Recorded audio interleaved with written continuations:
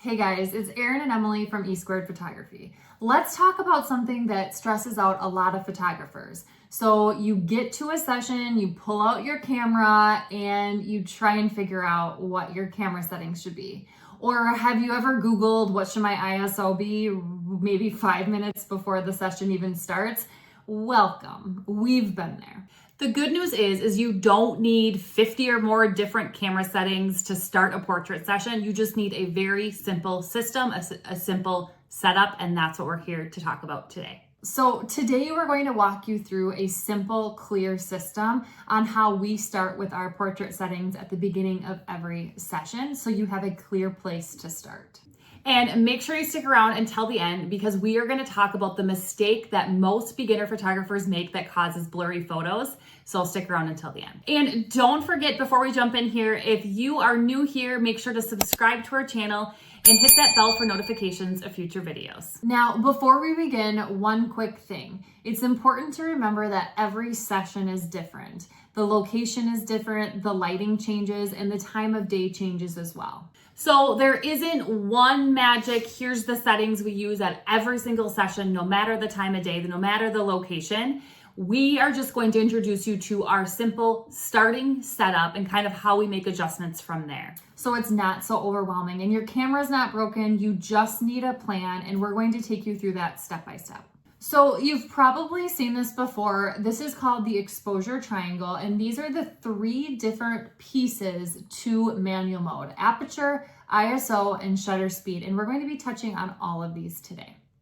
Okay, the first thing we want to talk about today is aperture. And aperture controls two very big things. It controls how much light comes into your lens, and it's also going to control how blurry and creamy and dreamy your background is. Now, that blurry background is what really makes your photos look professional. So it's a great place to start. Now, for most portrait sessions, we set our aperture between an f2.0 and an f3.2. That allows us to have our client or our model in sharp focus while still getting that creamy and dreamy blurry background. Okay, now a quick tip when it comes to aperture: the more people we have in our frame, the higher f-stop number we typically go. So the reason for that is as if we had a large number of people and we shot with a low f-stop number, that can cause some of the individuals to be blurry. So let's take a look at here and see what we do for specific setups. So typically for anywhere from 1 to 2 people, we are shooting at, like you see here, an f2.0 to an f3.2. As we get more people, like 3 to 5, this is a lot of times families, we are shooting at about an f3.2 or higher, depending on the size of the family.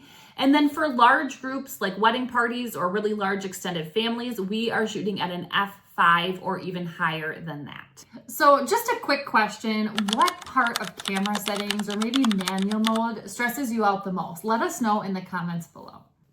Okay, so hopefully it's already starting to feel a little more clear understanding the parts of manual mode. We just talked about one piece of it so far, but that is our goal, to show you how it isn't as confusing as it sometimes might seem.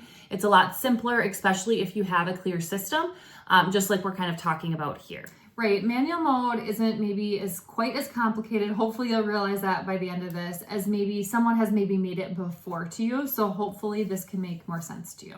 All right, the next piece we want to talk about is shutter speed. Now, shutter speed is the biggest reason photographers end up with blurry photos. All right, so what is shutter speed? Shutter speed controls how fast your camera takes the photo. So if something is moving, even slightly, it can cause blur to the photo.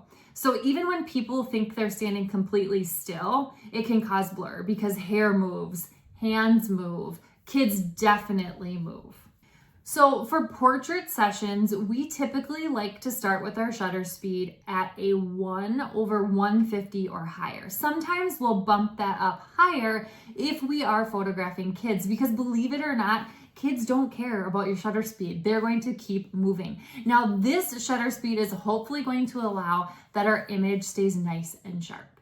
Now, another good rule of thumb that a lot of photographers use is knowing your lens focal length. If you're shooting with, let's say, a 50mm lens, you can go 1 over double the lens focal length, so 1 over 100. Again, we never go below 1 over 150, but that is another rule of thumb depending on whatever focal length you're using, doubling that and keeping that for your shutter speed. Okay. The last setting is ISO, and ISO controls how bright or how dark your images are. All right, so our goal with ISO is to start as low as possible. And so we usually start at around a 100 to 200. Now, if it's too dark, we then raise our ISO.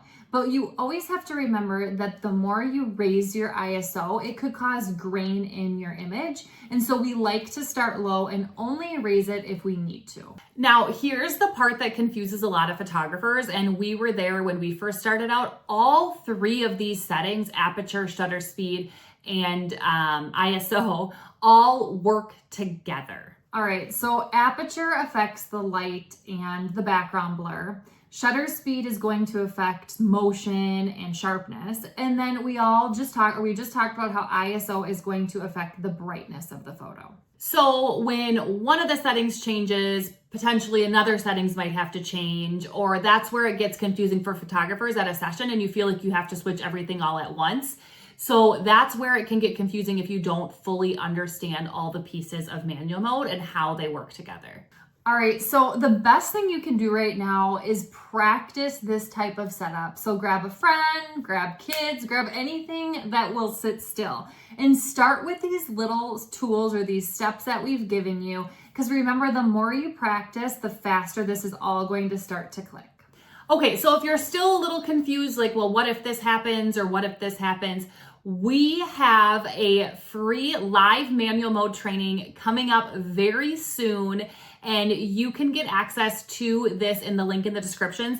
In this training, we dive deep into all of the parts and really how they work together and what to do in certain situations. What if you take your picture and it's too dark or it's too bright? What do you do? So we break it all down step by step and really show you our system and how we keep it super simple. All right, so we hope you can join us for that. And if you like this video, make sure to subscribe or share with a friend so we know to make more videos just like this one.